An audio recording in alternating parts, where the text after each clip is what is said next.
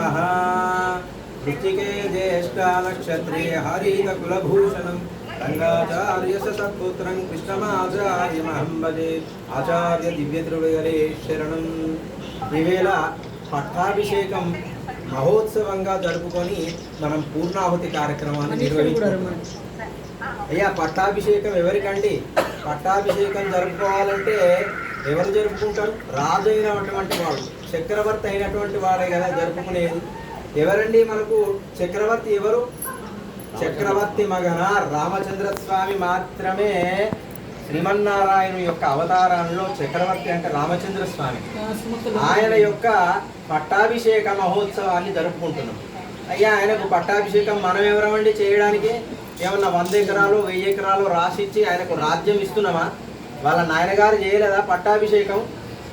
మనం ఇప్పుడు చేసేది ఏంటండి? అయ్యా చేశారండి. రాముడు ఇప్పుడు లేడు. రాముడు శ్రీరామచంద్ర స్వామి దశవర్ష సహస్రాన్ని దశవర్ష శతాని చ రామో రాజ్యముపాసిత్వ బ్రహ్మలోకం ప్రయాసది అని రామచంద్ర స్వామి ఉన్నటువంటి కాలంలో ఆ రాముడు దశవర్ష సహస్రాన్ని దశవర్ష శతాని చ ఆ రకంగా 10,000 సంవత్సరాలు రాజ్యం చేసి వాళ్ళ నాయన గారు కోసల సామ్రాజ్యమైనటువంటి విస్తారమైనటువంటి సామ్రాజ్యాన్ని ఇస్తే దానికి చక్రవర్తిగా ఉండి స్వామి మనల్ని అనుగ్రహించారు. మరి ఇప్పుడు మనం పట్టాభిషేకం ఆయనకు చేయవలసిన అవసరం ఏంటంటే అంత పెద్ద కోసల రాజ్యం కాకుండా మనం చేసేటువంటి పట్టాభిషేకానికి అర్థం ఏంటి అంటే అయ్యా దీనికి మన పిల్లై లోకాచార్య స్వామి వారు అనుగ్రహించినటువంటిది. మనిషి అట ఈ జీవాత్మ అనుకోకుండా పరమాత్మ దగ్గర నుంచి విడిపడిపోయి ఈ భూలోకంలోకి పడిపోతాడట. ఇక్కడ ఉన్నది ఏంటిదయ్యా? సామ్రాజ్యం. ఇది సంసారం అనేటువంటి సామ్రాజ్యానికి వీడు అడుగు పెడతాడు. ఈ సంసారంలో ఆహా వాడికి ఒక శరీరం, ప్రాకృతమైనటువంటి శరీరం వచ్చింది. బ్రహ్మాండమైనటువంటి రాజ్యం ఇది.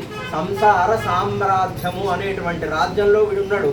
అయ్యా ఈ రాజ్యంలోనట వాడికి కర్మ అనేటువంటి మంచి సింహాసనం ఉన్నది.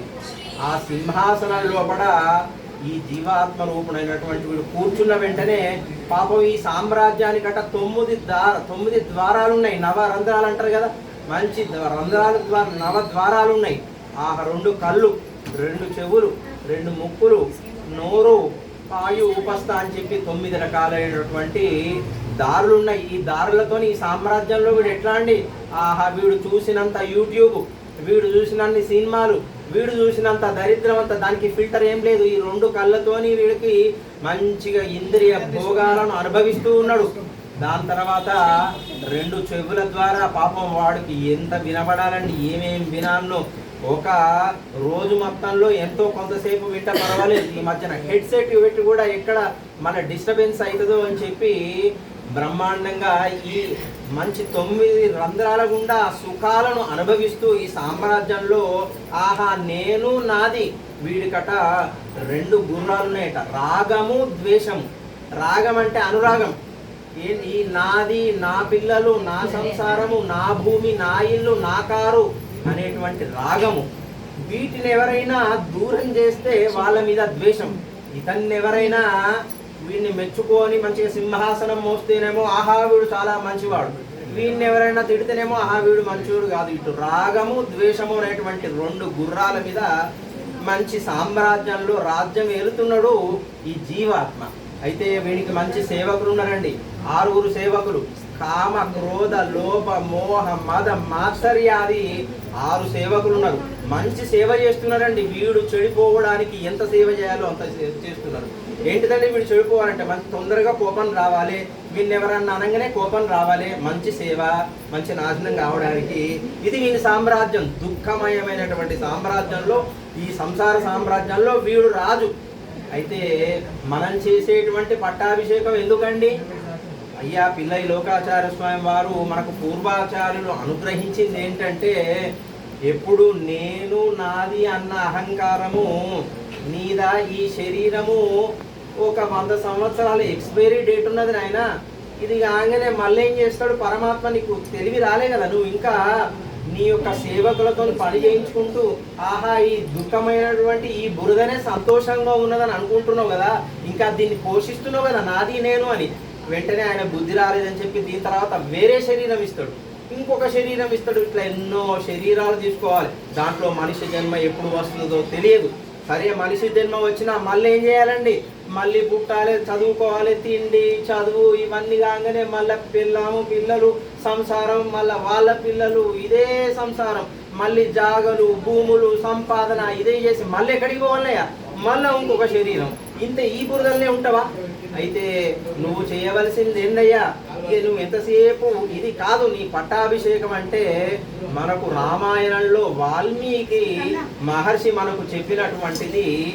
భరతుడు చూడండి, పాపం భరతునికి వాళ్ళ తల్లి కైకేయి స్వార్థంతో నా కొడుకుకు రాజ్యం కావాలి, రాగము ద్వేషము, నా కొడుకుకు రాజ్యం కావాలి అంటే భరతుడు బుద్ధి కలిగినటువంటి జీవాత్మ అండి. ఆయన మనలాగా ఆలోచించలేదు. ఇప్పుడు మనం కూడా ఆయనలాగా ఆలోచిద్దాం. భరతుడు ఏం చేసిండు, పరవాళ్ళు చాలా తెలివిగలవాడయ్యా, మంచిగా నాకు ఒకసారి సింహాసనాన్ని నేను ఎక్కినా అంటే దాంట్లో మాధుర్యము, ఇక ఈ దుఃఖ సాగరంలో నేను ఇక్కడే ఉంటా అని చెప్పి వెంటనే నాయన ఇది నీది, నీకు సంబంధించినది అని చెప్పి రామచంద్ర స్వామి వారి యొక్క పాదుకలను తన నెత్తి మీద పెట్టుకొని వచ్చి సింహాసనం మీద 14 సంవత్సరాలు ఎట్లా చేసిండండి భరతుడు. పట్టాభిషేకం ఏ రకంగా చేసిండు అయ్యా. మనకు దీంట్లో మనకు విభక్తులు వస్తాయి. ఈ మనిషి ఎంతసేపు అహంకారంతో నాది నేను అంటాడు కదా, కానీ భరతుడు ఎట్లా చేసిందంటే డూము వీరు ప్రథమ విభక్తి లాగా ఈ సింహాసనం మీద కూర్చునేటువంటి అధికారి శ్రీరామచంద్రుడు మాత్రమే. నిన్నుళ్ళను గురించి రామచంద్రుని గురించి మాత్రమే నేను చేస్తున్నాను. చేతంతో రాముని చేతనే నేను చేయబడుతున్నాను. కొరకునికై రాముని కొరకు నేను చేయుచున్నాను అంటే ఏం చేసిండండి భరతుడు, తన యొక్క హృదయంలో ఆ కర్మ అనేటువంటి సింహాసనంలో తన యొక్క స్వతంత్ర భావాలను విడిచిపెట్టి రాముని తీసుకువచ్చి పరమాత్మ శ్రీమన్నారాయణుని ఆ సామ్రాజ్యానికి పట్టాభిషేకానికి అభిషేకం చేయడం వల్ల భరతుడు మోక్షం పొందిండు. ఆ రకంగా మనకు కూడా ఎంతసేపు ఈ సైకిల్స్ ఇట్లే తిరుగుదామా, ఇదే జన్మ ఎత్తి మళ్ళీ పుట్టడము గిట్టడము, మధ్యలో భార్యలు పిల్లలు సంతోషాలు దుఃఖాలు మౌరి అవన్నీ మన వెంట 1000 సంవత్సరాలు 2000 సంవత్సరాలు ఉంటున్నాయా? లేవు కదా. కాబట్టి అటువంటి మనము ఆ దుఃఖభయమైనటువంటి సింహాసనాన్ని వదిలిపెట్టి ఈ సంసారం అనేటువంటి సామ్రాజ్యంలో శ్రీ రామచంద్ర స్వామి వారు రామస్య దాసోస్మ్యహం, రాముడు అంటే ఇక్కడ శ్రీమన్నారాయణ. మనం పట్టాభిషేకం అంటే రాజుకే చేయాలి. శ్రీమన్నారాయణ యొక్క అవతారాల్లో రామచంద్రమూర్తి చక్రవర్తి మగనారు కాబట్టి ఆయనకు మన హృదయ సింహాసనంలో స్వామికి యొక్క పాదుకలను మనం ఎవరిని పట్టుకోవాలండి, స్వామిని పట్టుకోవాలంటే స్వామి వారి యొక్క పాదాలకే శరణాగతి. అందున ఈ కలికాలంలో నేను చాలా పొద్దున 3:30కు లేస్తా అండి, 12 గంటల వరకు నేను చాలా జపాలు చేసుకుంటూ ఉంటాను. మరి నీకు మోక్షం వస్తుందయ్యా? ఏమో చాలా భక్తితో 24 గంటలు పాడుతా అండి, రాదయ్యా. ఈ భక్తి ఇవన్నీ కాదయ్యా, శరణాగతి స్వామి పైన పరిపూర్ణమైనటువంటి ప్రేమతోని ఆచార్యుని ద్వారా మనము ఆ భరతుడు ఏ రకంగానైతే ఆచరించి చూపిండు కదా మనకు ఆ మోక్షం రావడానికి, మనం కూడా భరతుని లాంటి ఆచార్యులను మనము వారిని ఆదర్శంగా తీసుకొని స్వామి యొక్క పాదాలను మన హృదయంలో శరణాగతి చేసి పట్టాభిషేకం చేసుకుందాం. దురదృష్టం కొద్దీ మనకి ఇప్పుడు కూడా ఆచార్య వ్యవస్థ ఉన్నదండి. ఆచార్య వ్యవస్థ అంటే ఆచరించు చూపే వ్యవస్థ కాదు. నీకు ఈ గ్రహం బాలేదా, ఈ పూజ చేసుకో, ఆ చెట్టు దగ్గరికి పో, ఈ పుట్ట దగ్గరికి పో, ఆ దేవతను మొక్కు, ఈ దేవతను మొక్కు, నీకెందుకయ్యా నేను చూసుకుంటా పో, నీ బాధ అంతా నేను చూసుకుంటా పో అనేటువంటి దొంగ గురువులు మోపాను. కానీ అటువంటి వారు కాదయ్యా. ఆచార్యుడు ఏం చెప్తాడు, నేను చూసుకుంటా అని చెప్తాడా? కాదయ్యా, శ్రీమన్నారాయణుడే పరతత్వం. ఆయన యొక్క పాదాలను ఆశ్రయించడమే మన యొక్క కర్తవ్యం. ఆయన పాదుకలను మన హృదయం సామ్రాజ్యంలో పట్టాభిషేకం చేసుకోవడమే తప్ప వేరే షార్ట్ కట్స్ లేవు. ఏమయ్యా, రాముడు పాపం అరణ్యవాసానికి 14 ఏళ్ళు పోవడానికి వ్రతాలు చేసిండా ఎన్నన్నా ఏదో ఇవాళ రోజుకు ఒక కొత్త వ్రతం పుడుతుంది, రోజుకు ఒక కొత్త దేవత పుడుతుంది. ఇంతమందిని రామచంద్ర స్వామి ఎవరైనా ఆరాధించిండా? ఆయన కర్తవ్యం చేసుకుంటూ పోయిండు వారి యొక్క ఆచార్యుల దిశా నిర్దేశం ప్రకారం. అట్లా మనము కూడా మంచి ఆచార్యులను, ఇటువంటి దొంగ గురువులను కాదండి, మహిమలను చూపించేటువంటిది నీకెందుకు, నీ ఈ శరీరానికి సంబంధించిన మంచి సుఖపెట్టేటువంటి దుఃఖ సముద్రంలో ఉంచేటువంటి కోరికలన్నీ నేను తీర్చిపెడతాయా అనేటువంటి గురువులను మనం ఆశ్రయించవద్దయా ఎన్నటికీ.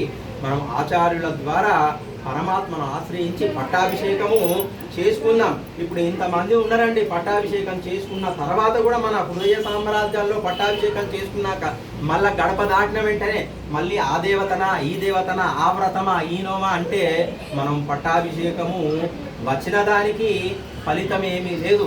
ఈ రకంగా స్వామివారి యొక్క పట్టాభిషేకం నుంచి మనము మారి మన హృదయంలో నా కొరకు, రాముని కొరకు, రాముని చేతనే, రాముని వల్ల, రామునికే అనగా శ్రీమన్నారాయణుడికే మనము సర్వస్య శరణాగతి చేసి నీవే తప్ప ఇతపరం మెరుగను అన్యదా శరణం నాస్తి త్వమేవ శరణం మమ తస్మాత్ కారుణ్య భావేన రక్ష రక్షో జనార్దన.